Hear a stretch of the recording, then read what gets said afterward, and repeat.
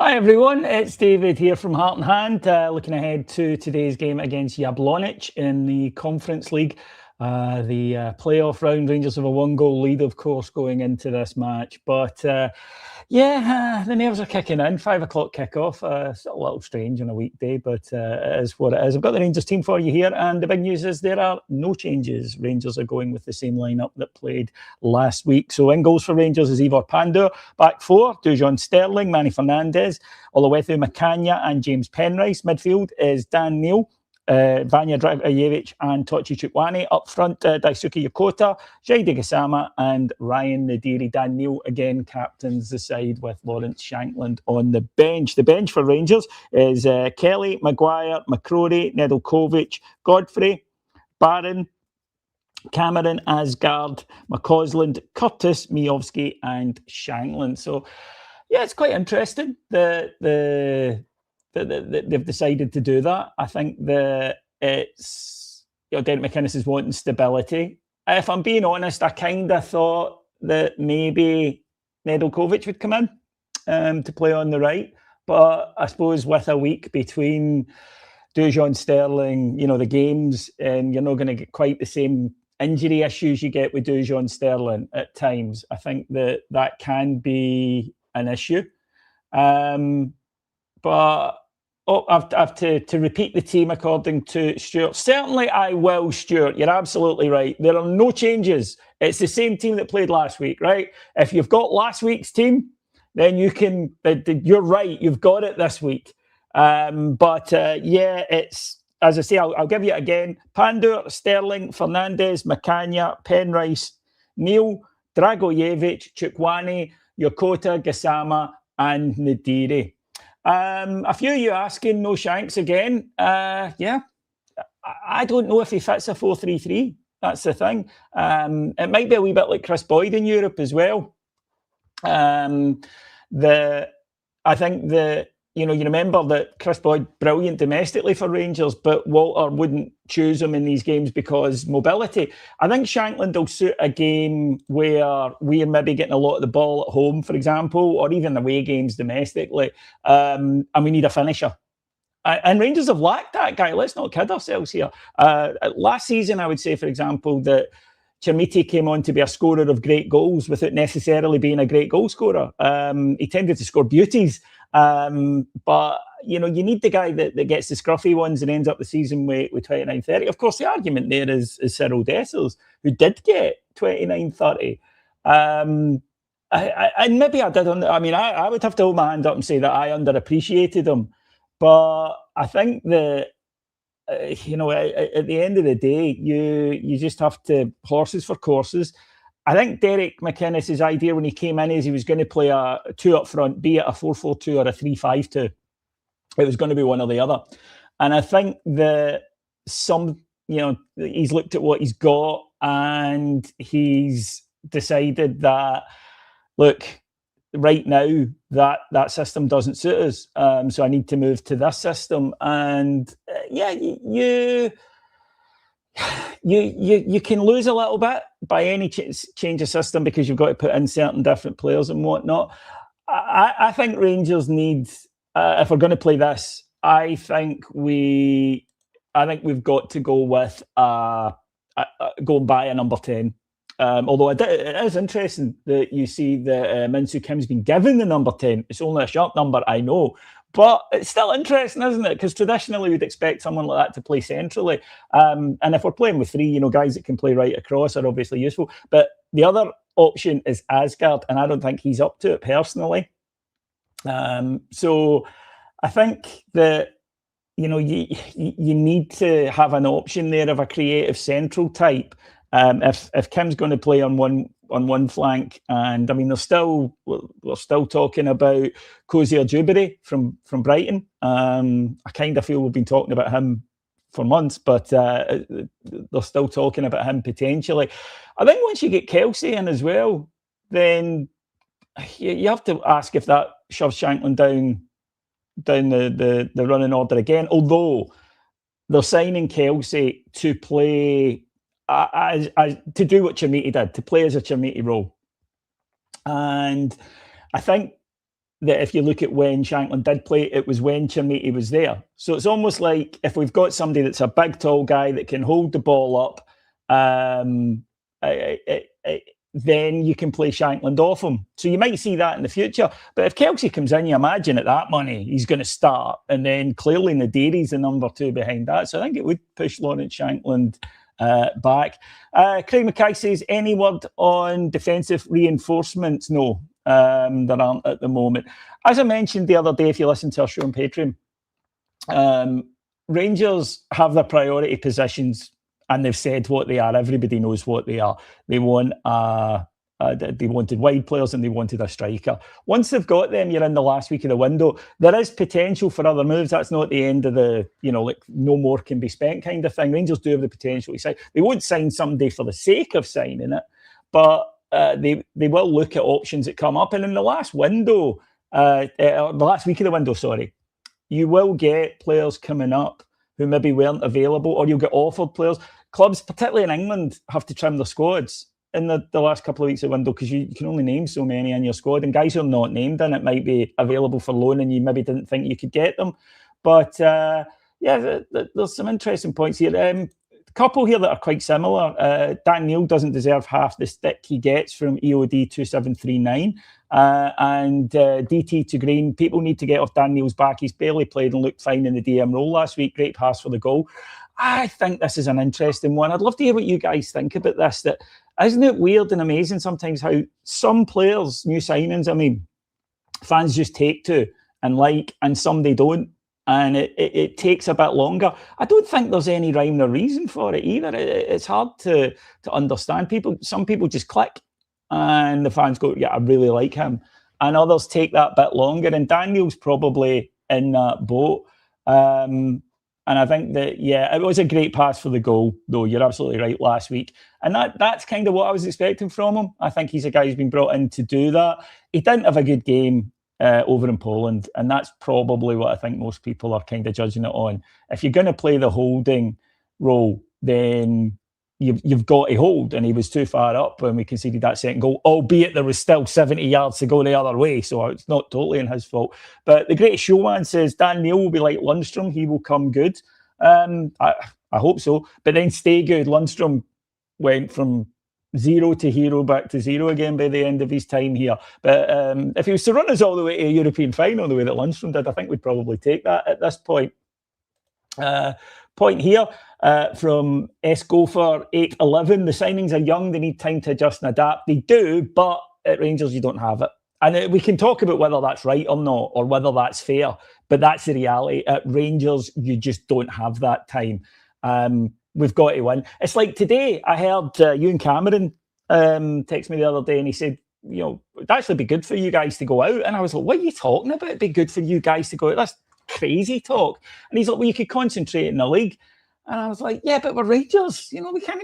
I want to be in Europe. I want to be, winning matches in Europe and doing well and having people getting to know us. But that it just shows you people can have different opinions. I told a couple of friends that, and they were like, no, I can see what he means, whereas I couldn't. So, yeah. Bebop Boop 4061. I can't believe there are 4,060 Bebop Boops. That's a more popular name than I first thought. He said, that's like me with Canny Devlin. A lot of fans not having him, but I think he's been brilliant and he was unlucky last week. I, at the time, was raging with him, Bebop. I was absolutely beeling with him. And if you watch my post-match video from last week, you'll see that. Haven't seen it back. He was a bit unlucky, but he needs to learn at Rangers at that level. You can't be diving into unnecessary tackles like that. Yes, totally agree. Let's go for that mindset. Need to change. It's why we don't develop our own youngsters. You're right, but I don't know how you get there. You know what I mean? I don't know how you get there because we're so desperate for success. We're so desperate. I think it'll get better if we get some success, but it's a catch-22, isn't it? What comes first there, the chicken or the egg? A good point here, I think, from Greg. He says, not getting an RCB is mad. Fernandez has dropped off and Godfrey has already shown he can't be relied upon to stay fit. That was my concern with Godfrey, yes. I have to admit, that was my concern when Dan Godfrey first pitched up because I'd seen him play for Everton a good few times and he was really good. But then he got injured, and then he got long COVID, which was really unfortunate and didn't help. But after that, he's never really regained a regular run of games. And this isn't his fault, by the way, right? This is just me going, when does that ever work for us when we sign a player and we go, oh, no, we know he's had injuries, but we can get him fit? You know, Helander and Ruth and guys like that. So it's not his fault. It's just we're burnt with that. But I would tend to agree with you. I think they see Sterling as somebody who can play centre-back. I think they can, McCrory, I suppose, could play there, but he's struggling enough in his own position. So, yeah, I think that it's going to be. I personally would get a centre back in, especially with Suter. He's so far out the picture. He's been completely bombed out. I mean, not even in the bench. The last few games, he's not in the squad. So he'll be leaving. I think it's fair to say. Went here from Coleraine Loyal, lovely part of the world, Coleraine. What was a nightclub there? In the 90s, I remember going to a nightclub in Coleraine. Kelly's, maybe? Hope somebody can fill me in. But he says, need to start playing tonight a lot quicker on and off the ball, 100%. That there is it in a nutshell. If we move the ball slowly and give them time to get back, it's going to be very tough. If we take all those extra touches, we're sometimes guilty of. If we are ambling about in our own half and getting caught on the ball, we'll struggle. If we're not tracking runs for the middle of the park, something we are guilty of quite a lot. If we don't do the work off the ball, then we'll be in trouble. I think we showed 20 minutes after half-time last week, Rangers were knocking it about, putting together good passing movements, scored one, Gassama's missed a sitter, and we could have had another couple. That's what we need to do. That's what we need to do all the time. But we showed what happens when you do that. They couldn't handle that. What they could handle was Rangers that are slow. You have it, oh, hold on, I'll just go back the way with it mentality. That's what... Kelly's in Portrush. Yes, thank you very much. See, I've learned something for doing this show today, so thank you very much. I was there a few times in the 90s with my cousin. My family's from Londonderry. A very good night out it was too. But, you don't care about that. Why would you? Great Showman would help if the medical team didn't apply bandages with a nail gun. Yeah, there are times I did wonder the amount of injuries we've had in the last few years if training consisted of full contact games of British Bulldogs. But surely to Christ, our luck's got to turn on that, you would think at some point. Good point here from DV51. I hope your Yokota scores tonight. We'll give him confidence. Yeah, I liked him so far. I think you could see he's been behind in his pre-season. But obviously, the longer he's here and the more games he plays, the more you would expect him to pick up and get better. So I think that that's definitely something that we're hopeful to see. Just if you're just tuning in, because I see the numbers going up, I'm not really used to all this, bro. Whenever I do something like this, it's like Josh or something on the review occasionally once every 3 years. But he does all this, so bear with me. But the team is the same as the game that played last week. Sorry, it's the same side. No changes to that side. Your nights out from the 90s might be more exciting watching us right now. Here's your Oh man, see, I love our audience. The amount of you guys are so funny. Honest, that's why I love doing stuff like this. Point from Bebop again. He says, "Hope Manny does well tonight, but my word, Suter and Ciala must be hopeless not to get a game ahead of him." I'm slightly surprised about Suter, and this is maybe a lazy assumption on my part. I'll hold my hands up to that, both of them. That I just assumed Scottish manager, Scottish centre half, or Dell will come in and he'll love him. Not quoted, just so far out the picture. So it just shows you, you can't always, you can't always do that. Thank you very much, Bebop. I'm planning to. The idea is that I'll do it. To be honest, it was actually somebody on Patreon today said, why don't you do them for away games? Why do you only do them at Ibrox? And the truth is, because these games are generally on telly, I just assumed you would all be watching this. I didn't think anybody would bother, so I didn't think there was demand for it. But if people watch, I'll do it. Why not? Brilliant here from Game Fishing 111. Fancy the Serbian Cammy Fraser for a goal tonight. A fine moustache Cammy Fraser had back in the day. I think that was, could do with that. The defended official, Guy's an REM number. Guy's a couple of days to practice, and I'll do you a mean harbour coat. I was a singer in an REM covers band for years. Although we only did the first 5 albums, we didn't do any of the hits. We weren't there to entertain, we were there to educate. You see here. I hope Derek McInnes has his tactics right tonight. He has to. In Europe, you cannot get away with it. You cannot get away with having no reacting to the opposition, because these guys know what they're doing. Even I'm always impressed with the technical level of these guys. From abroad, you see teams that you don't think should be the most heralded, but they all can handle the football. And I think that's Scottish football's. I think that's Scottish football's Achilles heel, is that we don't look after the ball enough.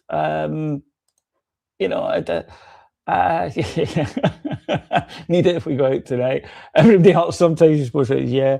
But good question here from Andy Soils. He says, do you think Asgard's card is marked? At the start of the season, Derek McInnes, after pre-season, had seen a lot in him, and then he hasn't been picked for the last 3 games. So, yeah, to me, it's like he had a shot, and he's lost it. That's not a good sign. Me personally, I kind of get talked around in the summer a wee bit by guys that I know, that mates of mine that are fans of his. So Davey, now he's settled in, comes back for the World Cup. He came home early, which he did, to get back into training. I liked that. And I thought, right, got that goal and a decent performance at Dundee United. And I thought, okay, maybe he'll kick on. And then it was the same. Me personally, I'd sell him, but not up to me. If you believe they put a man on the post, that wins. That's what as the president of the Put a Man on the Post Society, I'm a great believer in that. When you mix it with one of my favourite songs, then I'm going to very much do it. Let me see. Manny needs to stop playing like Craig Patterson in a blonde wig. Did you see David Moyes the other day? He was talking about Nathan Patterson, but he called him Craig Patterson and admitted that it was the original Craig Patterson he was thinking about. Gopher, he says, Asgard doesn't have the work rate needed. I'd agree. I think a guy with his size and strength should be physically dominating matches, and he sort of plays on the edges of games.